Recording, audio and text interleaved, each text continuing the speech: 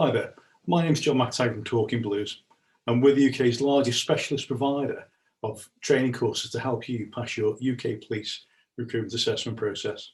So if you're trying to join the police in Afghanistan, we're not you guys, but if you're in the UK, then we are. And the reason behind this particular video is that we get asked an awful lot of the time about why people have failed. People will ring us up or email us and say to us, well, John, I failed the process. So how do I go about it improving for next time? Because they've got the official stuff in terms of the feedback, which ain't that great. And in short, they want to know what's going to happen to them next time. Of course, what we would say is make sure you do the preparation properly. And if you've done your preparation properly, then you won't fail. And we don't need to worry about next time or the feedback next time around because you passed. But nonetheless, let's actually talk about this. And we're talking about the 2021 online process. So this is the new process that was brought in because of COVID. So just to be absolutely clear, what we are not talking about is the search process. And the search process was the old system, which ceased in March 2020 because of COVID. The old process used to do 4 role plays, a face-to-face interview, and because of COVID, all that stopped. Now, just to be absolutely clear, and you'll find it's really hard to believe, folks, I know, but many forces are still sending out candidates letters saying to you, you'll be doing your search process. The day I actually recorded this video, I saw set of instructions from a force saying this is what's going to happen. You're going to do your 4 role plays. No, you're not. The College of Policing have suspended search. They own it. It's not up to forces to start it off again. As of 2021 alone, this system will be reviewed again in the future. There is no search process. So if you get an email through off your force saying we'll do search, it's 4 role plays, send them a polite email back saying, is that correct or is this the new online system? But there's a lot of rubbish talked about. It's the old search system. No, it's not. It's the search system online. No, it's not. Okay, so you've got to understand that's the actual key issue here that we're actually talking about. Okay, so you are not doing search. If you've taken search and you passed it, that's lovely. They may let you transfer your pass across if you're lucky, but nonetheless, it simply does not exist. And whatever you did for search, unfortunately, it doesn't really matter because with the exception of the interview, it's a set of different skills altogether. So what we're talking about is the actual old style, that search skill style process. What we're talking about here is the actual new style thing. So let's talk a moment about the official feedback that's given to you after your assessment. So pass or fail, you will get a feedback sheet through, as used to happen with the old process. That's one of the first things we're talking about. We're going to have a look at the competency value framework and why that keeps getting mentioned. And if you don't know what the competency value framework is, then you really do need to listen carefully to what we're saying. We're going to look at why people don't understand the stage 1 questions, the situational judgment test. We're going to look at how the stage 2 interview works and why people are failing that. And then finally the stage 3 part and why people are actually failing that as well. So the official feedback. What that actually says is that if you actually look at it, it's actually very generic. So you get the same feedback through whether you pass or fail, and it's the same as everyone gets. It's not tailored to you, which is pretty much next to useless. And it does in effect say and can be summarised as better performing candidates did really well because they had a better understanding of the CBF. And believe it or not, less well performing candidates didn't understand the CBF. In other words, if you're thinking you're going to get a load of development because you try once and you fail and you can rely on the feedback you get, well, I've got to be honest, no, you can't. Right? And ensure what the feedback is saying to you is know the CBF, the competency value framework, and if you don't, that's a big disadvantage. So what we're going to do is actually go through each of the exercises pretty quickly, just within a couple of minutes, just to talk about the main kind of problems. And we look at the official feedback and a little bit of feedback from us. Okay, and before I start all that, remember that when you start this process, right, you only get perhaps 7 days warning. So you might get your email on the 1st of the month once you applied saying, right, today's the 1st of the month, you have a window of 7 days to actually complete your exercises. So you might get told on the 1st, your window will open on the 7th, and you will have to have completed all the stages of the assessment online by the 14th. So don't think, well, I've got months and months to prepare. You might find, you get an email and you've got 7 days notice, and then you have to complete all the exercises within those 7 days. So bear that in mind. Prepare, prepare, prepare. Okay, so stage 1 then is the situational judgment test. Right, well, the official feedback for that, in essence, does say, as we've said, better performing candidates did well and poorer performing candidates didn't. Right, so a little bit obvious and absolutely useless. The situational judgment test, as hopefully you are aware, is whereby you are given 12 questions, and those 12 questions, each question describes a situation, and it puts you into a policing kind of environment, although some of them, to be honest, are more managerial type questions. So a typical kind of question will be, you are at a team meeting and something happens, somebody disagrees with something, and then it gives you 4 options, 1 through to 4.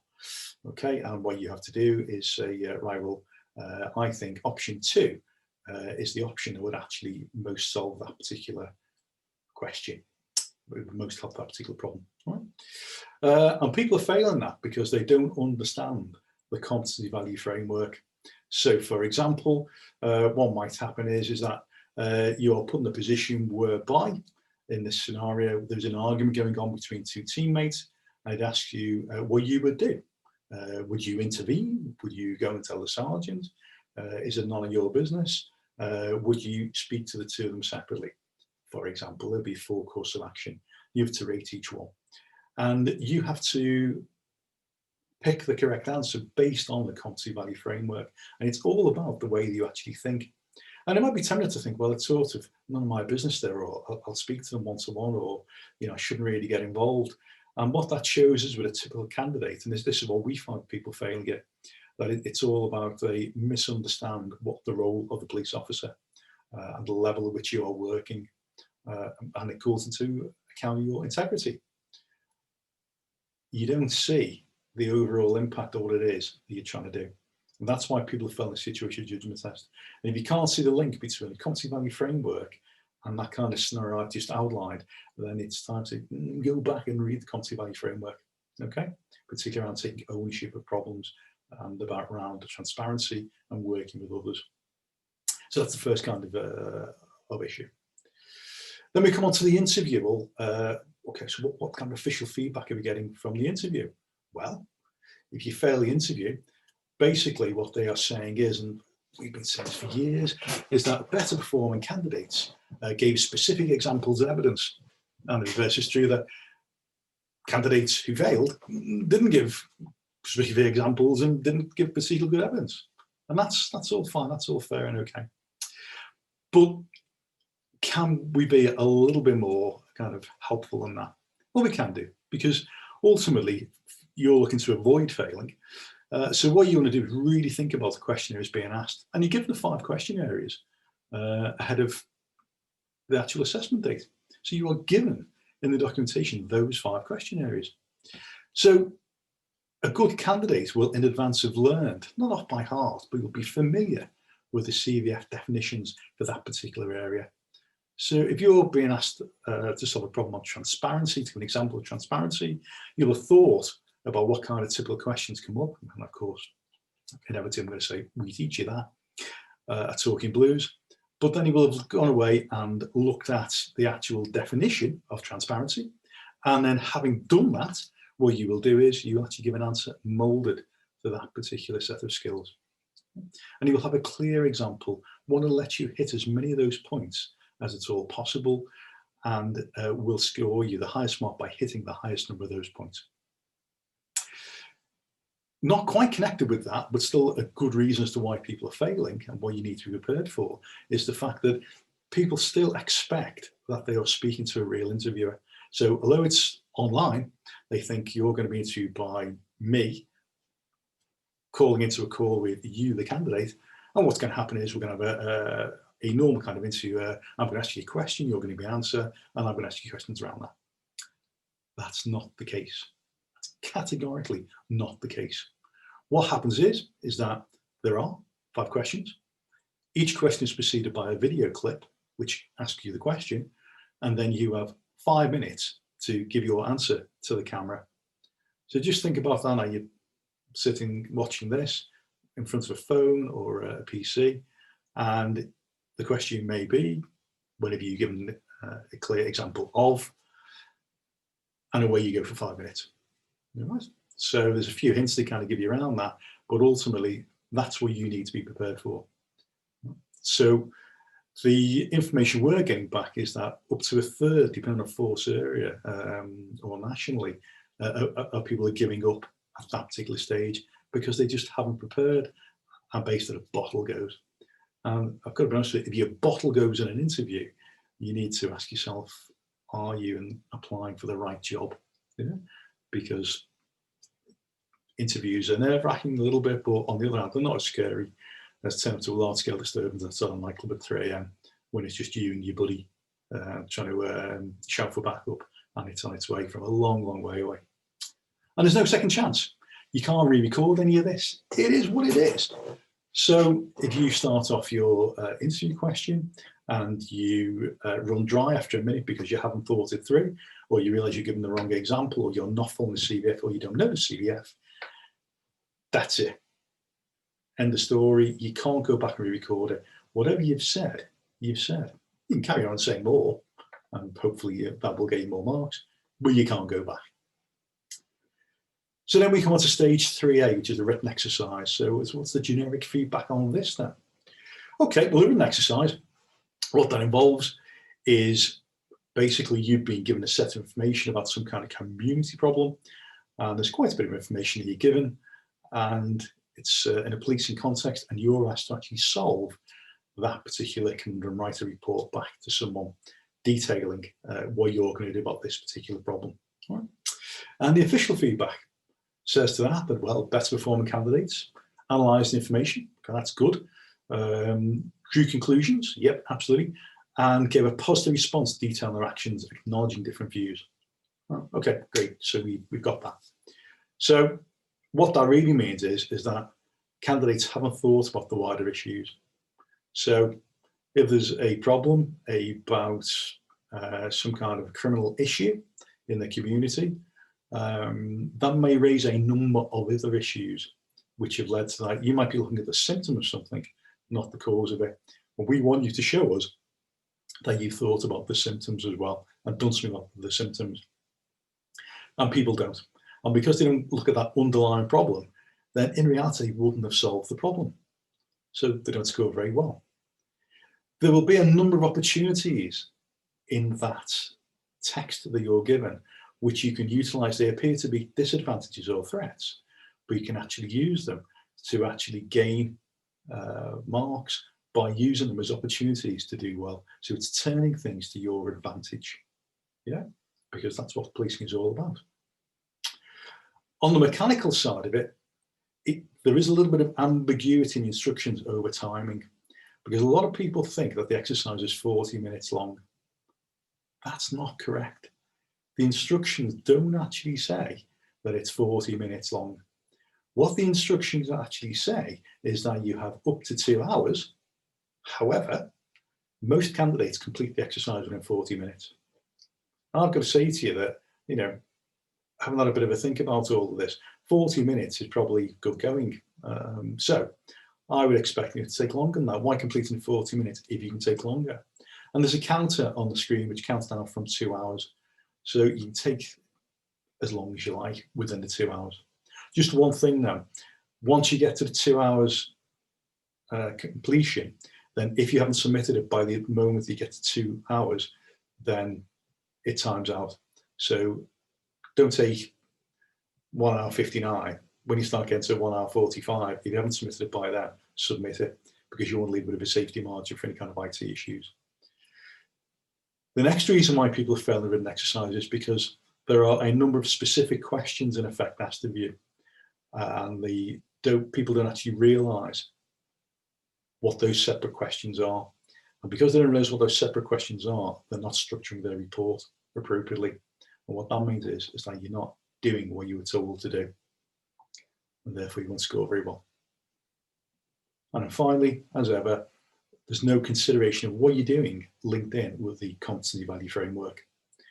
And if you're thinking about problem solving, when you read through the competency value framework, there are numerous links in there to the things you have to consider about the community, about your interaction with people, about how you work with others, which you have to take into account if you're looking to score well in this exercise.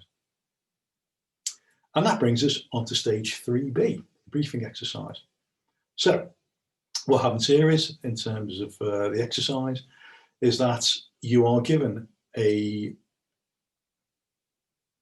amount of information to digest. And that information describes a problem. So it's similar in some ways to a written exercise. Describes a problem. But again, the instructions are very, very ambiguous and certainly open to misinterpretation. But in essence, you are given this piece of information. And then once you've read this piece of information, 10 minutes, then on the screen appears a question. And after you've digested that question, the camera then starts rolling and you record your answer to that question verbally for 3 minutes, answering the points that are on the screen. Well, that's question 1. Then question 2 appears on the screen. You have time to read it, and then you have 3 minutes to deliver your answer to camera. Again, there is no live interaction. It's just you delivering to a recording, which uploads to the server, and that's read later on by some assessor somewhere. Okay. Question 3 comes along. You get a chance to read it. You then have 3 minutes to camera. Question 4 comes along. You have 3 minutes to camera. Then you are given some new information. And then question 5 comes along with 3 minutes to camera, and so on. All right? So it's quite sort of complex in the way it's actually, well, it's simple in the way it's executed. It's complex in the way it's explained. And you have to be prepared to think through what you're actually trying to achieve. So in terms of official feedback, based the saying, as we would always have advised people on any of our courses, that better performing candidates provide a clear, detailed response. They explain what they're going to do and they explain why they're going to do it. Poor candidates don't actually explain their actions and or don't explain how their actions will actually help. But what that comes down to, folks, is the fact that ultimately there's no detail. Common things, as I said, candidates misunderstand the actual segmentation of it all, or they don't understand the problem, or they only treat one part of the problem or the symptom. Yeah, it's not about treating the symptom, it's about looking at the core problem and looking at the actual bigger picture that you're trying to solve. Yeah, it's only one tiny part of it. That's the wrong kind of solution. Yeah? For example, the community issue isn't about speeding, but let's say it were. A poor candidate would look at a problem of speeding along the road and think, I know, what I'll do is I'll put a speed trap there and I'll have an officer standing there actually doing people for speeding, and that would be a fail. Okay, or certainly a very, very low score, because we were going to look behind the issues as to why cars were speeding in the first place and think about how you could slow everybody down. Maybe the way you could do that might be some kind of traffic calming measure, for example. And that would come down to, as far as we were concerned, lack of understanding of the problem. Related to that, people don't actually explain why they've actually decided to do what it is they're going to do. And having not explained the decision, they then don't explain how those decisions will in fact actually solve the problem. And that's all linked again back to the competency value framework. Okay, and that's the reason why people actually fail this particular session. And it all comes down ultimately to lack of preparation. So what we would say to you is that you need to ask yourself the following questions before you actually get anywhere near your assessment. So for each of the exercises, do you fully understand what you have to do? Because if you don't fully understand, you're going to struggle to prepare for it. And do you understand the CVF, the competency value framework, how that fits in? Ask yourself whether you realise which of those factors are important and why. Well, they're all important. But do you understand that for any given situation, which factors are likely to come into play and why those factors are likely to come into play?